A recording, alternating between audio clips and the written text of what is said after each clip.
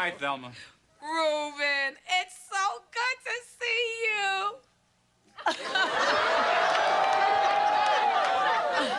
Did you have a nice trip? Oh, yes, we did. We? Where's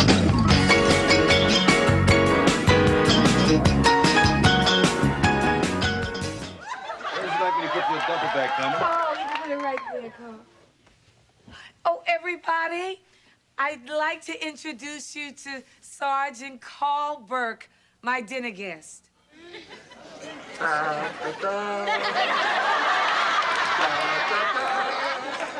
You have any idea what Swifty's going through right now, huh?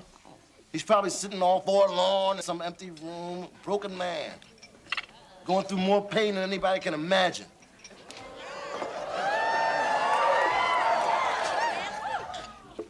Bring us your most expensive champagne up to $3. And keep it coming. Look, easy now, Dollar. It may not be what you think. Well, two can play that game. Ernie, put a breadstick in my mouth.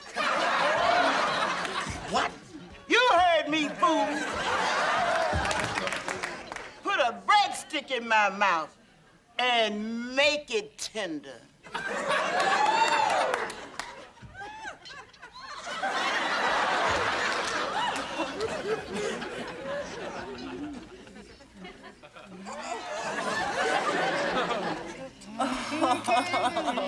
Oh, no.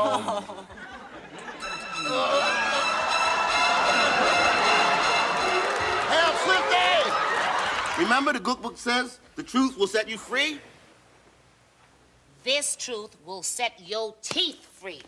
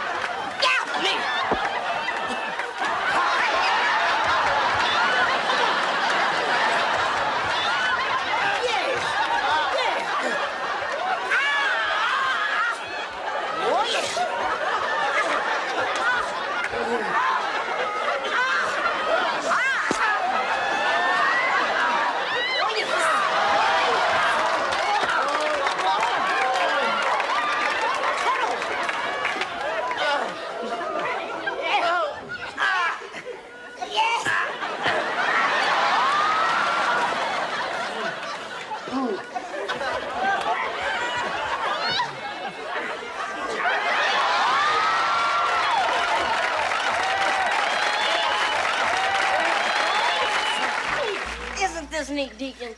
The great outdoors. Survival of the fittest. Man against nature. Hey! What the? Aha!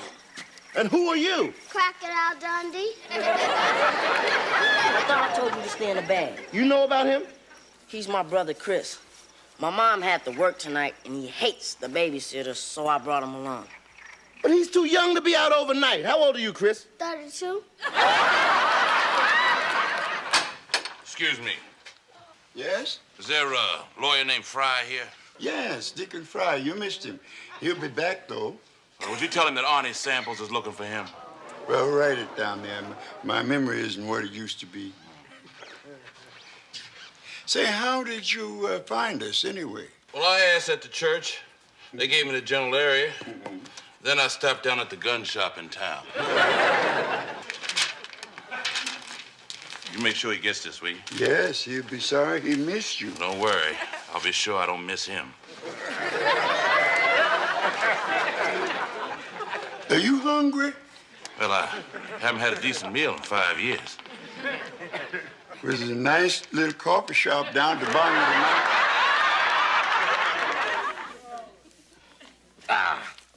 we get back to work?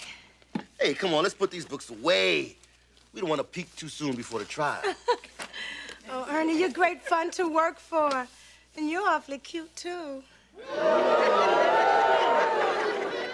I got an idea. What? How about taking a little walk in the snow? Oh, yes, I'd love to, but leaving all this work, I'd feel guilty tomorrow. All right, then let's turn out the lights, and we can both feel guilty tomorrow.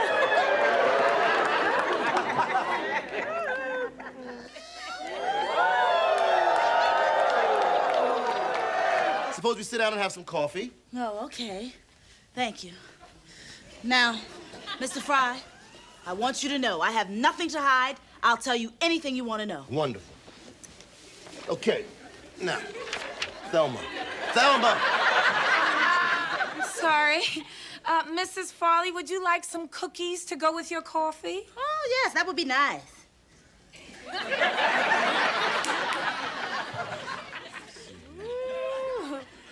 Ooh, I'm such a naughty girl. Mm-hmm. I eat cookies, then I put sweetener in my coffee. Can I sweeten your coffee, Mr. Fry? Oh, thank you.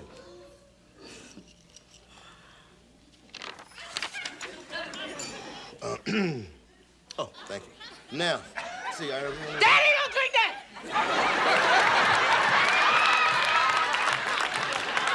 Oh, Kenny, you're all wet, you poor kid. I'm not a kid, Thelma. You're still wet behind the ears. Look, Thelma, there was something I wanted to talk to you about. Kenny, I promise you my father will give you that $15. That's not what I wanted to talk to you about. Or what you want to talk about? Us. What about us? I think it's time you and I got to know each other better. What do you mean time? Well, we've known each other for 15 years and we've never had a date. Kenny, you were 4 when we met. I was your babysitter. I'd have taken you out then if I had the money. So without further ado, I'd like to give a big Philadelphia welcome to the one and only Reverend Pressure.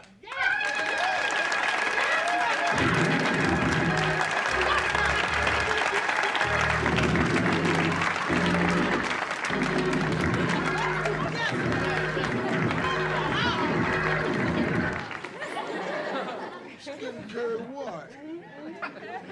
Good evening, church. Good evening. I said good evening, church. Good evening.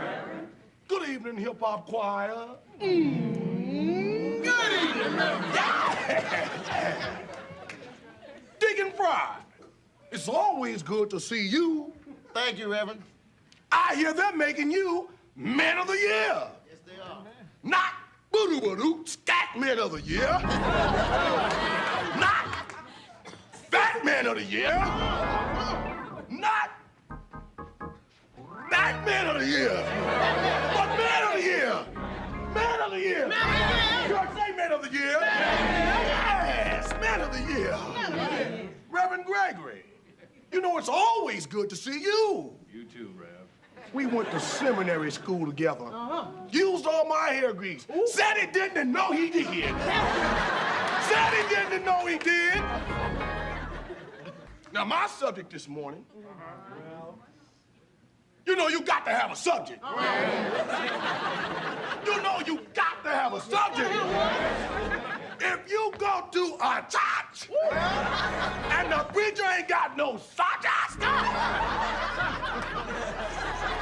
help us. Help us. Help us. Help us. If he ain't got no subject, well, he talking loud and ain't saying nothing.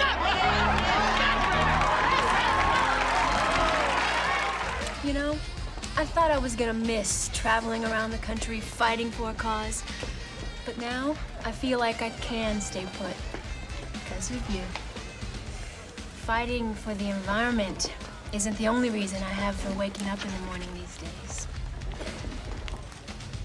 Hold it a minute. I bet if I were to buy you a rose, you'd think I liked you a little, wouldn't you? Probably would.